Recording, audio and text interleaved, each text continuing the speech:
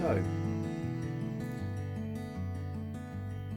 I have absolutely no idea what I'm going to talk about, but I really wanted to do a video. There are a number of things coming up for me at the moment, and they're sort of like drifting around in my head. So, this is definitely going to be a dragon ramble, and it could go in any direction. So, yeah, be warned. One of the things that's coming up for me at the moment is that I noticed that during the course of your qigong practice, when I'm doing the qigong, for me anyway, you can sort of like pick up on external factors, external influences like the weather that can change your mood. You can also have weird and wonderful things coming up as a result of the practice itself. So if you've got deep rooted interesting points of view that are sat there, or points of view that you're operating from, which are holding in place particular emotions or particular thoughts and feelings, you can dynamically shift them and then all of a sudden find yourself in a particular frame of mind, which can be problematic, if you like, especially if you don't realize that that's where you are. Does that make any sense whatsoever? Let me try and explain. So for me at the moment, there is an interesting overriding feeling of sort of bleh, just feeling totally fed up and annoyed. Then that could be a result of lockdown, although to be perfectly honest, my life has not changed much throughout lockdown. The only difference for me is that I've taken my Tai Chi classes from being physical entities in an actual location and brought them into my home and started doing it online, which actually is working very well for me, or I feel it works well for me. And the actual physical classes themselves will start to be brought back again, but more on the lines of monthly workshops, so that I can continue to do the weekly classes, but then get people together, because there still needs to be that interaction, that physicality of actually being in a room with people and working with them in that kind of a setting. But the online, I feel, is working very, very well, because it gives you the chance to have a weekly practice without actually having to leave the comfort of your own living room. See, I told you this was going to ramble. So back to what I was trying to say. So there's this overarching feeling of sort of fed upness. Now, I have noticed recently through the course of my own practice that as I'm doing particular sets, each one in particular, for me, it was a really, really good set. It felt really good. And it was only a half an hour set, but it was really sort of like deep rooted and sinking in deeply and finding new levels of sung that I'd not got to before.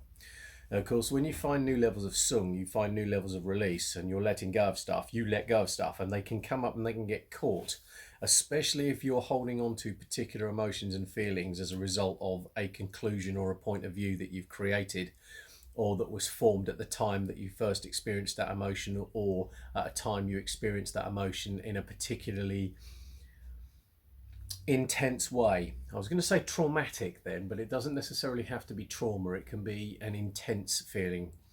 And you can create these conclusions, these points of view, which lock those emotions in place. They then get caught up within your physical field, and they manifest as forms of tension, forms of holding on, if you like. So as you start to find these and you start to say, okay, it's time to let go of that, then you can have the emotion come up, but you've still got the point of view locking it in place, or holding it, or trying to hold it in place.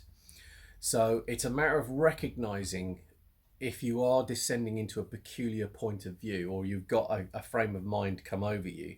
It's about recognizing what that is and actually stepping back from it and thinking, okay, what's going on here?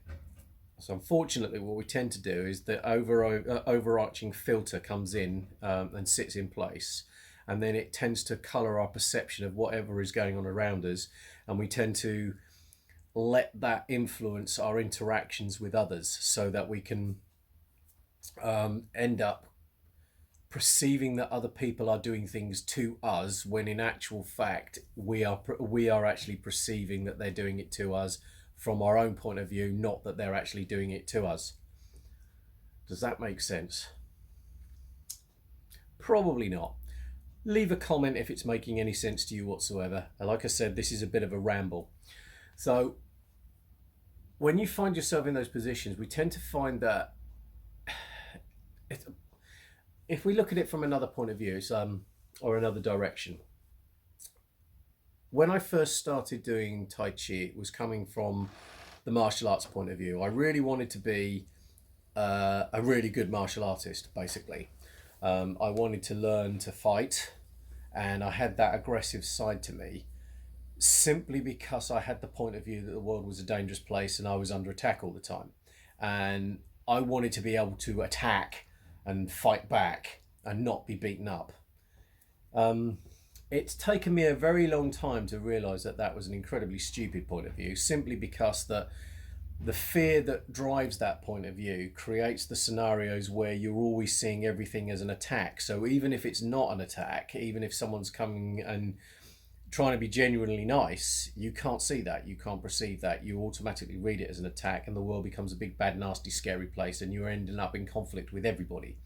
Your responses back to them are confrontational, which makes them confrontational, which then validates your point of view, which makes you even more confrontational, which makes them even more confrontational, which even further validates your point of view, and so on and so forth. And it goes round in a big nasty spiral until you descend down into the pits and depths of hell. That may be a huge exaggeration, but it illustrates the kind of energetic transfers that go back and forth as you're dealing with people. Now, as you start to do more Qigong and you start to do more Tai Chi, you're actually looking for this quality of Sung, the quality of release within your body. And that in itself, because we store emotions and we store feelings in our internal organs, as the internal organs start to release, the things that they're holding on to for us also start to release. They start to permeate and percolate up, and that can then colour your vision, especially if you're not aware that this is something that can happen.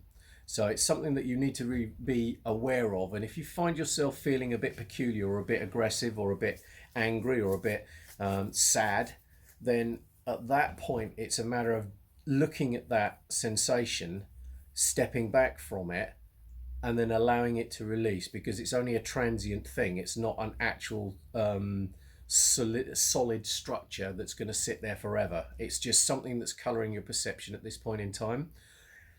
The problem that we have is that we hold on to it and then we function from it. And when you're holding on to it and you're functioning from it, you end up creating the, for want of a better word, the shit that you're trying to avoid, or the shit that you perceive as being out there in the world, and you project that outwardly.